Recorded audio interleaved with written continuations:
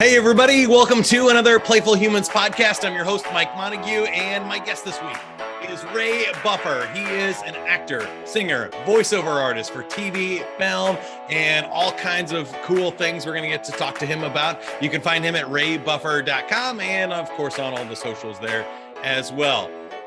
If you want to find more about Playful Humans, go to playfulhumans.com. There's a playfulness quiz you can take, find out what kind of playful personality you have, and join the community of other adults trying to rediscover the power of play and have a little more fun, flow, and fulfillment tonight. Sound good? All right, here we go. Don't wait for tomorrow.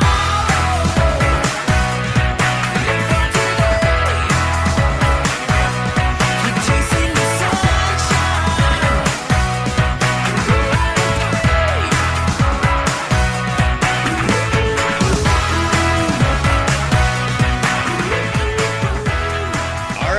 Welcome to the podcast. We like to start with the joke of the week. The joke of the week this week is brought to you by Dirty Dishes. Don't worry, Dirty Dishes. Nobody wants to do me either. Dirty Dishes. All right. We're in Halloween time here, Ray. Why didn't the skeleton have a prom date? Why didn't the skeleton have a prom date? He didn't have the guts to ask anybody. There you go. Classic. Do you have a joke for us? Sure. When does a dad joke become a dad joke? I don't know. When it becomes apparent. There you go. Most of these are pretty apparent. I'm not going to lie, but I love it. Thanks for starting with us and in a playful mood. I should probably mention some of your credits up front because you've been a working actor and performer for a long time and gotten a chance to be on some of my favorite shows of all time. So I was just scrolling down the IMDb and you've gotten to do, guest appearances and extra work on Malcolm in the Middle, The West Wing, Curb Your Enthusiasm, NYPD Blue, ER, Old School, the movie, Catch Me If You Can, Get Shorty, Ace Ventura. Those are some all-time classics. So I thought a first question would be, which one was the most fun for you? Who's maybe been the most fun to work with?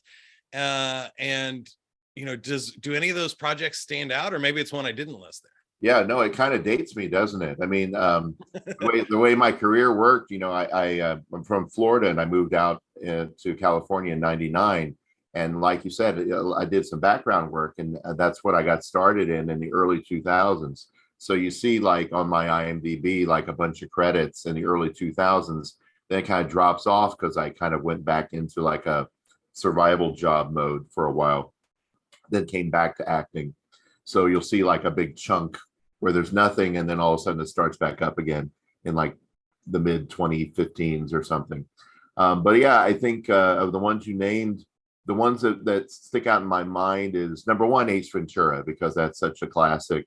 And it was the very first film, I believe, or maybe one of the first three films that I was ever involved in, like as a background actor when I was still living in Florida, because that shot in Miami. Oh, yeah. And so that was a fun shoot. I was married at the time. My ex and I both worked on it together. So we drove out to Miami and spent a few days. And just seeing it's in retrospect, looking back and thinking about, wow, that was kind of like Jim Carrey's big first. He had a couple movies before that, but that was like the one that really brought him into prominence, I think.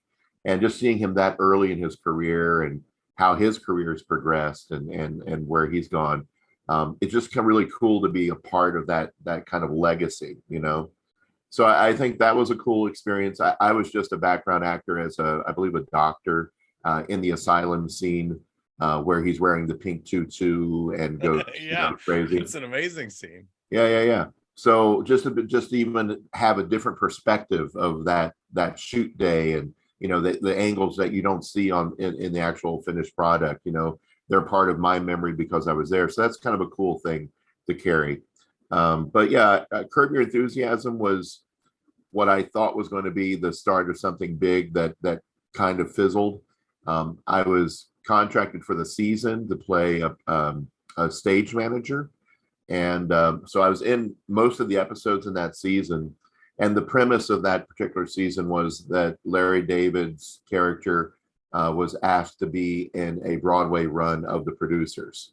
So you also had Mel Brooks that show up in that season. You had Ben Stiller, David Schwimmer, all these great actors. And I was actually booked on that, I believe, as background. And I was sitting in my holding area, and one of the ADs came up to me and said, "Oh, we learned somehow they learned that I was an actual stage manager at one time."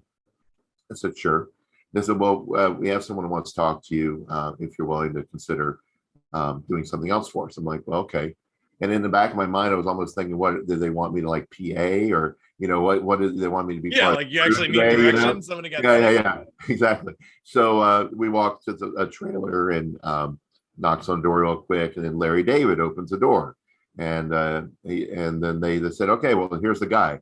And Larry's like, "Oh, so you're the guy? You stage managed before?" I'm like, "Yeah." He said, "Well, we need someone to play a stage manager in this season. Do you think you could do something like that?" I'm like, "Sure. I mean, I'm an actor and a stage manager." And he's like, "Okay, okay.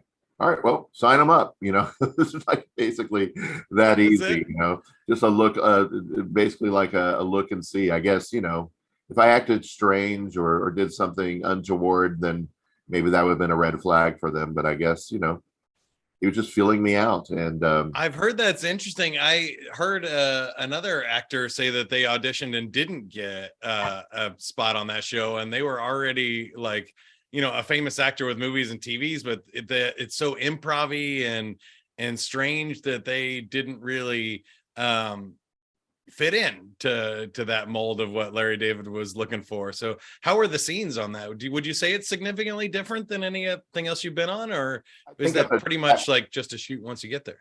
I think it was a trendsetter, certainly, for its time. I mean, this was 2004-ish. And I think back then there weren't a lot of shows like it that were basically outlined, and then they allowed kind of the actors to improvise within the confines of, this is where we are, this is where we're going, this is where we want to end up. But that was their format. And so, I mean, Larry obviously knew the story, and the lead actors obviously knew, like, what they're known for, what their strengths were, so they could improvise based around what they wanted to focus on.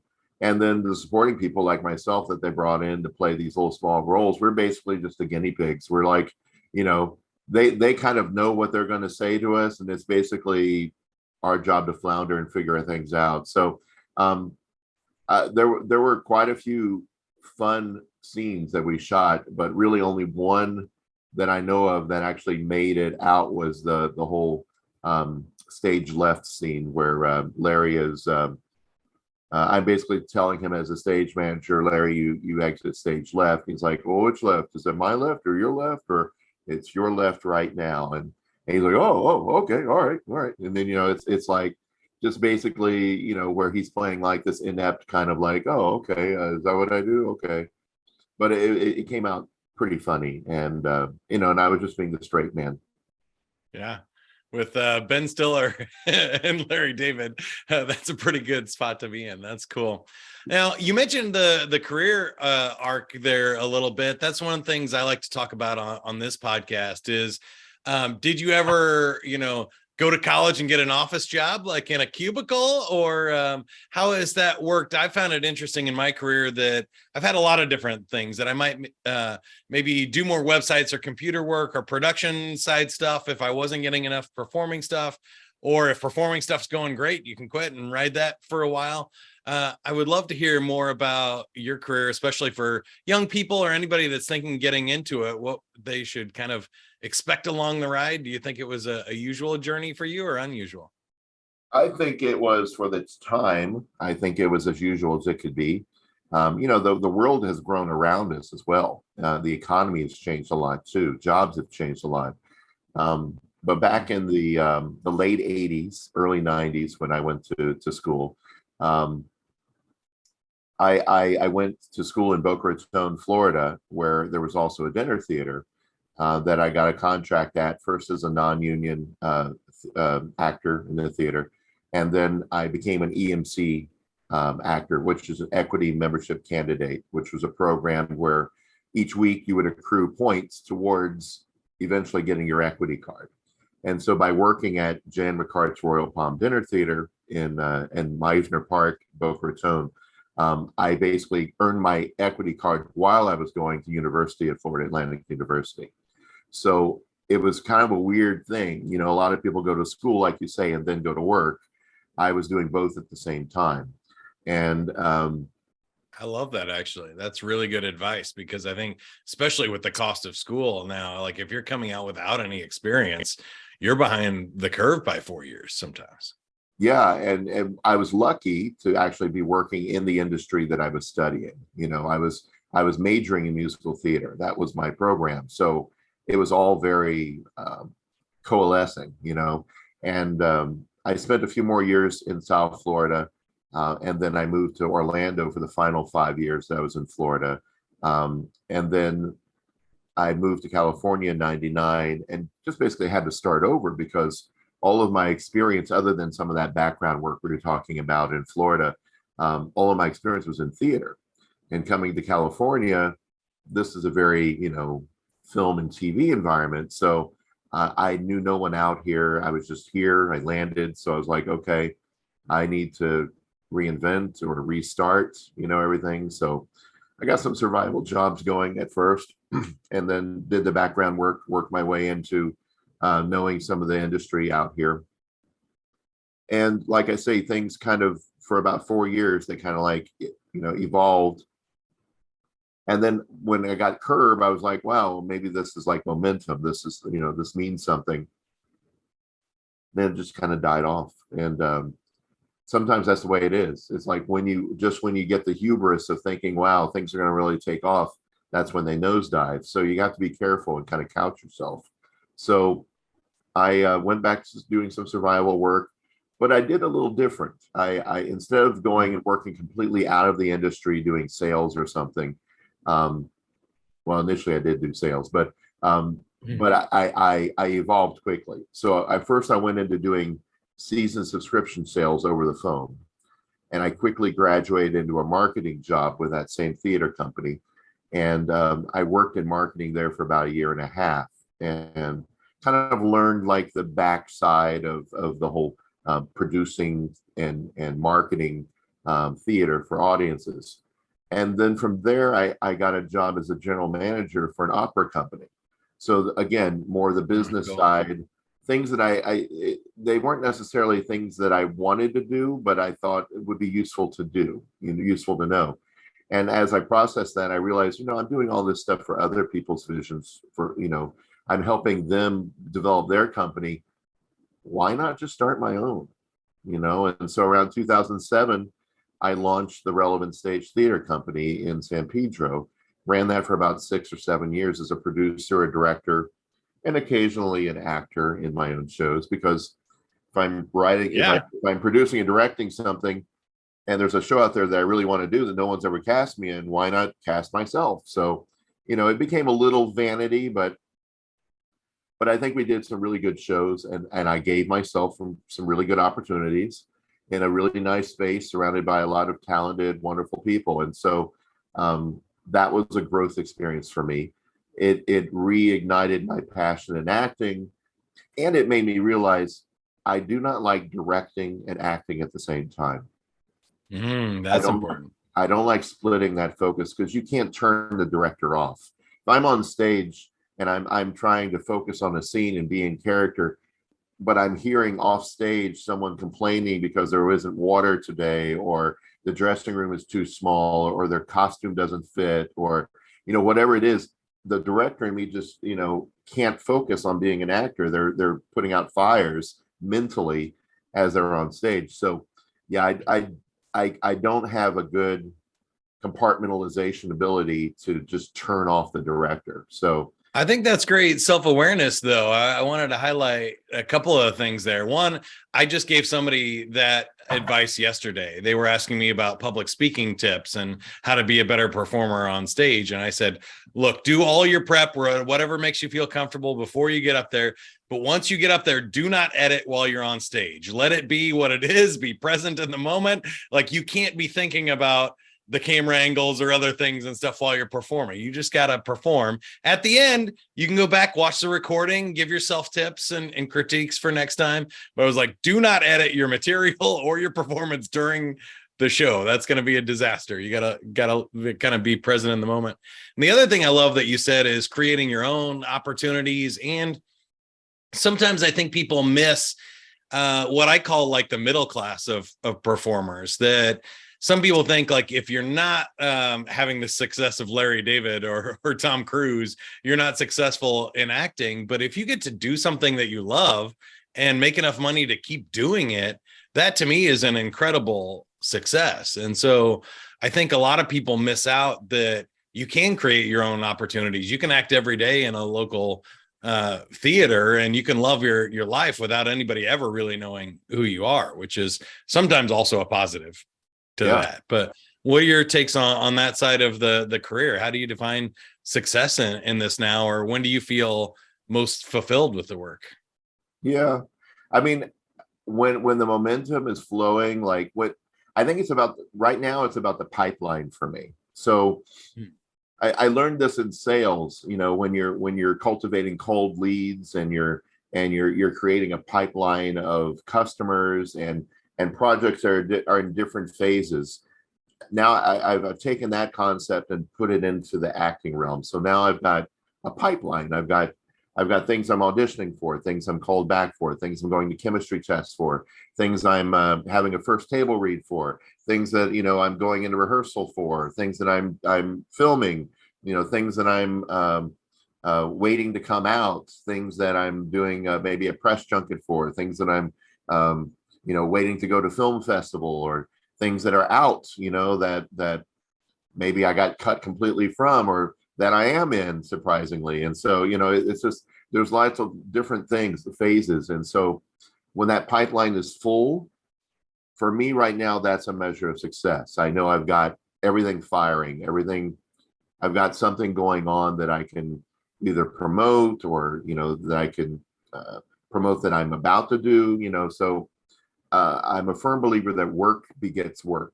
So I think if people see that you're working and you promote that, I mean, social media is great for that. Then it actually makes me, you know, I will talk to someone who I can't remember their name, you know, maybe I met them once or twice, and they'll say, yeah, I see that you're doing that project, you know, how's that going? And what's it feel like to play that kind of character? And I'm like, how do you know? Oh, you saw my social, you know. So it's like this cumulative marketing concept, you know, people you're not even thinking about are thinking about you. And so I think that creates momentum in terms of getting you more work down the road as well.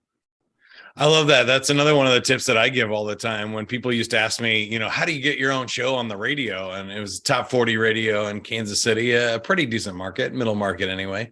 And I go, well, you don't get a show on the radio. You get a crappy weekend night shift, and then you get a slightly less crappy shift. And, you know, you can push the buttons while Ryan Seacrest does the American Top 40. That's the job you can get. And then you got to kind of work. But I always found, like, if I never turned down a chance to be behind a microphone, I would get more chances. But anytime I started turning down things, or I stopped working, that's where that pipeline dries up and it gets harder to get started. So I think for anybody doing it, or anybody looking to get into any type of performance, just start doing it, even if it's for free or your own show or fun. Start your own podcast or YouTube channel or something. Just start doing something, and more opportunities come from that work. I think that's great advice. Yeah. And, you know, I'm a big guy. I've got a full beard now. You know, so there are certain types of things you get typecast for. And if I want to break that mold, sometimes the way I break that mold is to, like you say, maybe do something that's deferred pay or low pay or ultra low budget, or a student film, you know, because then I can maybe play, like, you know, the German scientist, or the, you know, the judge in a courtroom scene, or, you know, something that I don't normally get. It's not the normal thug or Bodyguard. Yeah. mobster bodyguard kind of role, right? So that's the way that I kind of diversify things. And also, like you say, if you say no to too many things, you kind of kill that pipeline. I'm getting to the point now where I'm having to say no to certain things just because of double booking or triple booking, or someone will say, "Oh, can you do this?" And these are my shoot dates. Well, I'm already shooting two other things that overlap those dates. So I'm having to start to say no now, which I guess is good. But I also worry that too, like a little bit of fear, like am I killing my pipeline? Am I pulling back from that momentum that I was having? Right? How can I get into that niche again where I say yes to everything and everything's lining up perfectly? And sometimes that just isn't the way it happens. I think that is the hard part for me. It usually ends up with me raising prices or, going for bigger gigs and trying to get more advanced notice, because I really don't care. I try not to get greedy and be like, hey, if somebody asked me for a great project at the last minute, they should have asked sooner. Sorry, that's the way it works. Or if I can move something around to make them both work, I always try to do that. But sometimes those are hard. And I had one a couple of weeks ago.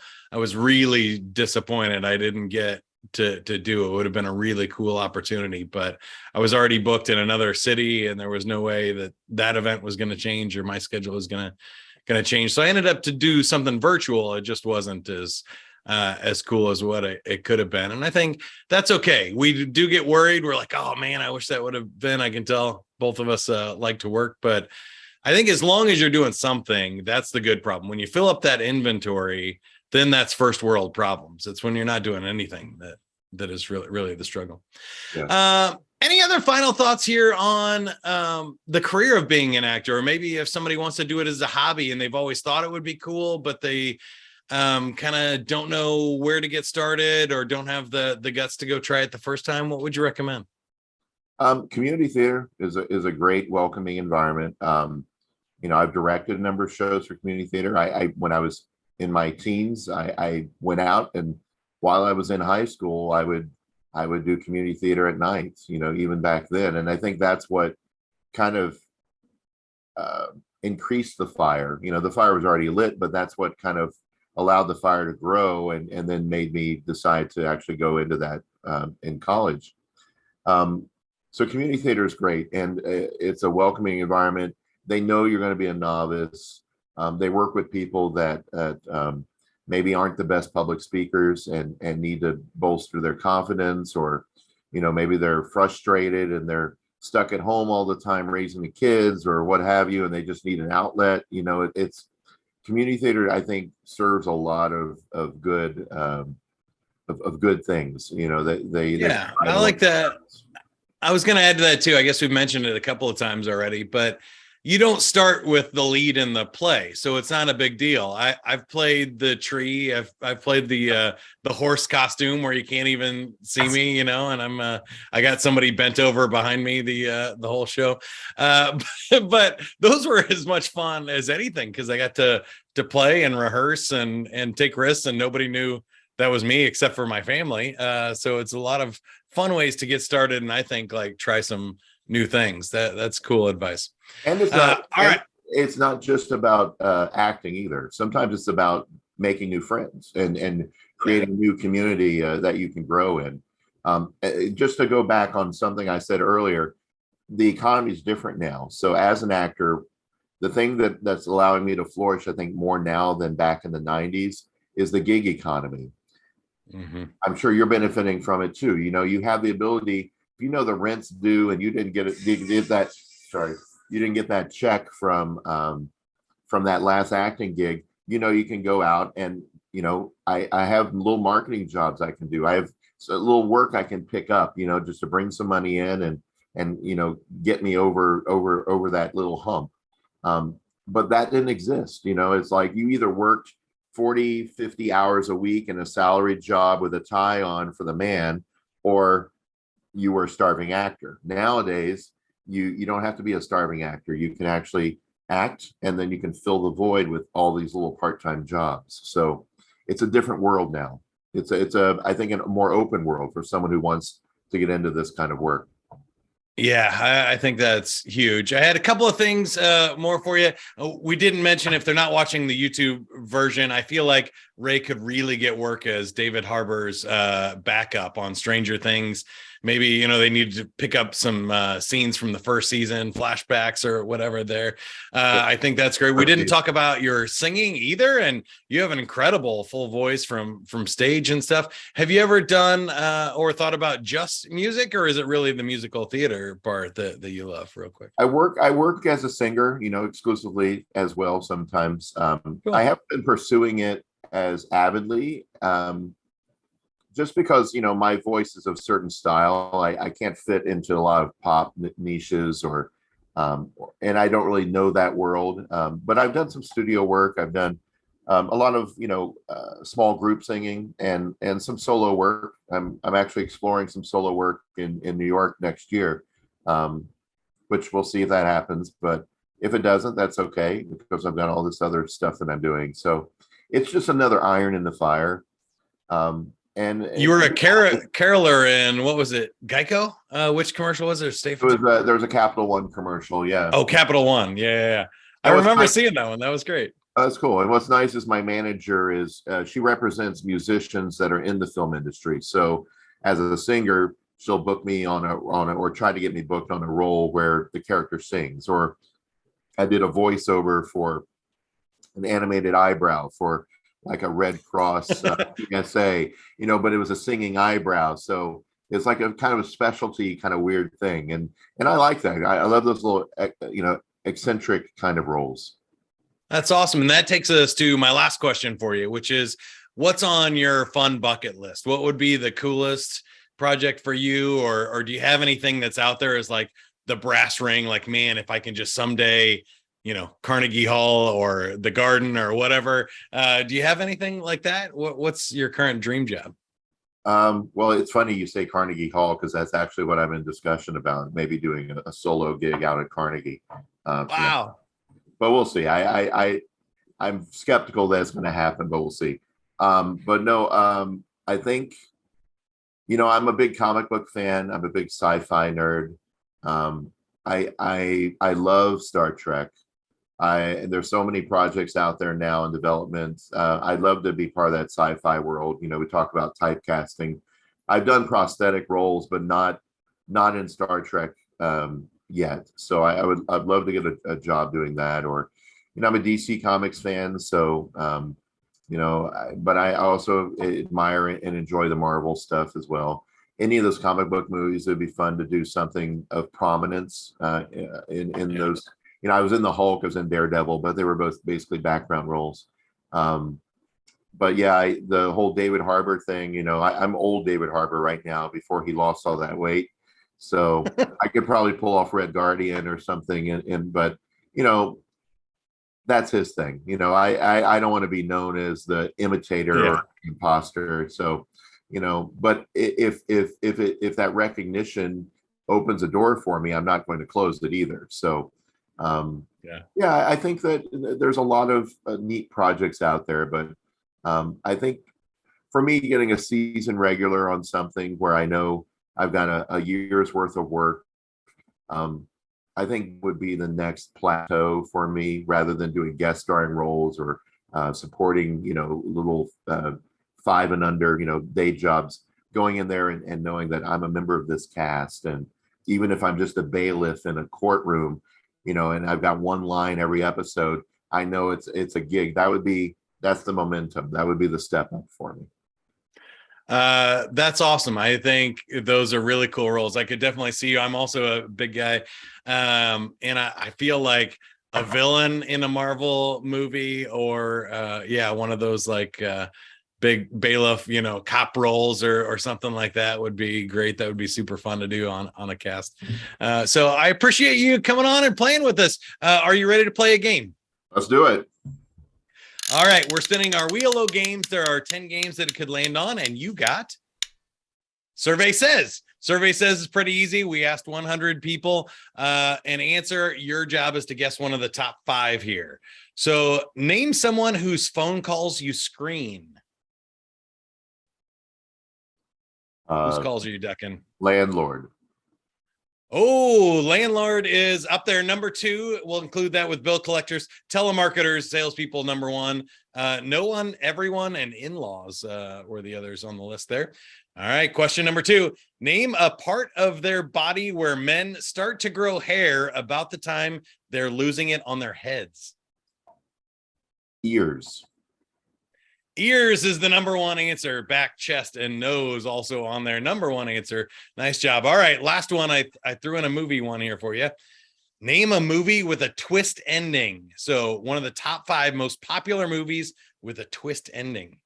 The Sixth Sense is the first one. The Sixth Sense is the number 1 answer. You nailed that. We also have 7, Gone Girl, Catch Me If You Can, Scarface, and Thelma and Louise. Very nice. All right. Well, you did it. You win. That means you get a free 30-second commercial here. Is there anything that we can help you with? Anything you want to direct us towards, or any projects you got coming up that we should know about? Well, I don't know how visible I'll be in it, but there's a show called Shock Docs on the Travel Channel and Lifetime. I'm in an episode that specializes on Robert the Doll, and I'm reenacting the talking head, David Sloan, who curates the doll currently in Key West. I play him in some of his narration, where he's talking about interactions he's had with the doll. So that should be fun. I'm also in the new Netflix GameStop documentary. Again, reenactments, but I'm playing a Republican politician. So they did a cool thing where they split. They had like a wall, and then they had like an AOC liberal Democrat on one side of the wall. Then they had me looking a little Ted Cruz-y on the other wall, and they kind of just show us and like little visual things they go to in these kind of documentary formats. Just to show me typing. Or I've been meaning to watch that one. That's fun. I'll look for you. It's about to come on. So yeah, they both start at the end of this month. But yeah, lots of stuff. But if you just type my name, Ray Buffer, into Google, you'll come up with a bunch of things, other podcasts I've been on. You know, you just want to learn more about me. And my life is an open book. Sounds great. I appreciate that. You can find him again at raybuffer.com. And if you're looking for Playful Humans, we made that easy too, playfulhumans.com. And you can take that personality quiz. But most importantly, I think share this episode with somebody that you think needs to hear it. Great lessons from Ray in making a career of being an actor and a singer and a voiceover artist. If you know anybody that would be interested in that, send them this episode and help encourage them along that path. Until next time, whatever you are, be a good one. That's what I always say. Now go play.